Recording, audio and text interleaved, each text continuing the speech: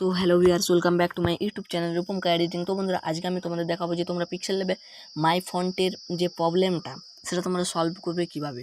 তো বন্ধুরা, মাই ফন্টে কী প্রবলেম হয়, তোমরা সেখানে কোনো নিজের ফন্ট মানে গুগল ফাইল থেকে ডাউনলোড করে সেখানে অ্যাড করতে পারো না। সিম্পলি যেগুলো পিক্সেল ল্যাবে দেওয়া থাকে সাধারণত তোমাদের সেগুলোই ইউজ করতে হয়। তো বন্ধুরা, আজকের এই প্রবলেমটি আমি তোমাদের সলভ করে দেখাবো। এটার জন্য তোমাদের কী করতে হবে, আমাদের চ্যানেলটি সাবস্ক্রাইব করে ভিডিওটাতে একটা লাইক দিয়ে দিতে হবে, আর এই ভিডিওটা তোমাদের বন্ধুদের মধ্যে শেয়ার করতে হবে।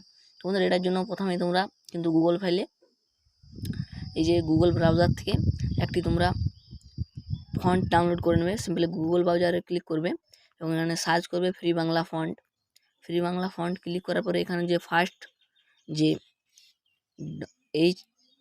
https freebanglafont.com এটার উপরে কিন্তু তোমরা ক্লিক করবে। ক্লিক করার পরেই কিন্তু এখানে তোমরা একটু নিচে স্ক্রল করবে এবং এখান থেকে তোমরা ধরো যে কোনো একটা ফন্ট ডাউনলোড করতে চাও।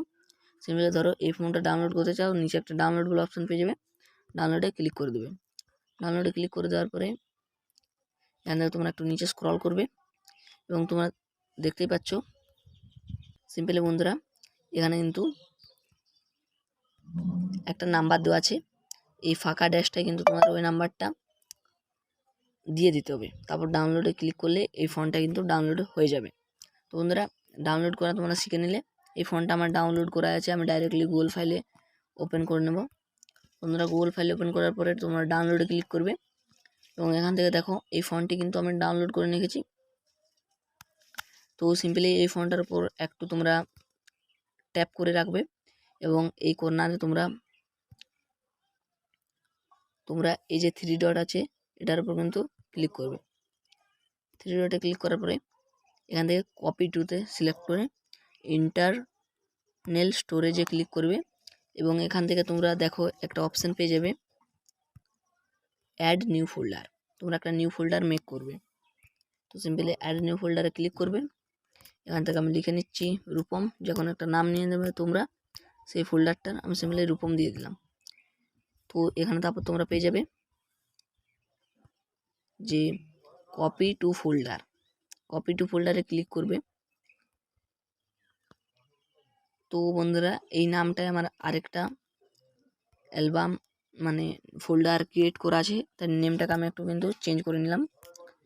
আমি দিয়ে দিলাম আমার চ্যানেলটার নাম রূপমকা editing copy to the folder. তোমরা এটা কিন্তু কপি হয়ে যাবে।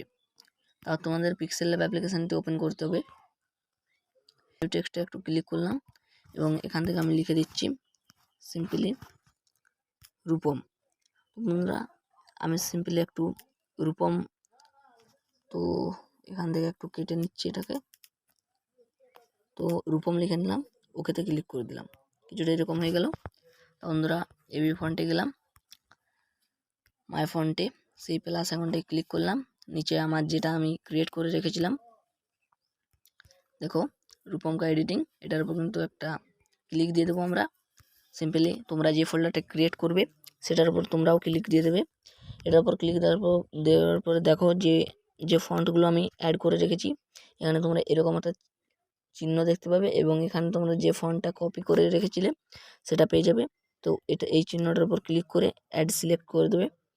তো দেখতেই পাচ্ছ এখানে কিন্তু আমার এই ফন্টটি ছিল না, এই ফন্টটি কিন্তু আমি এখন তোমাদের সামনে কিন্তু ডাউনলোড করে দেখিয়ে দিলাম। এবার তোমরা ওকেতে ক্লিক করে দেবে, তাহলে দেখতে পাচ্ছ সেই ফন্টটি কিন্তু তোমাদের অ্যাড হয়ে যাবে। তো বন্ধুরা, আজকের এই ভিডিওটা তোমাদের কেমন লাগলো? আশা করি ভিডিওটা তোমাদের সকলেরই খুবই ভালো লেগেছে। আর কোনো যদি তোমাদের প্রবলেম হয় তাহলে তোমরা আমাকে কমেন্ট করতে পারো। আজকের জন্য এতটুকুই বন্ধুরা, দেখা হচ্ছে নেক্সট ভিডিওতে।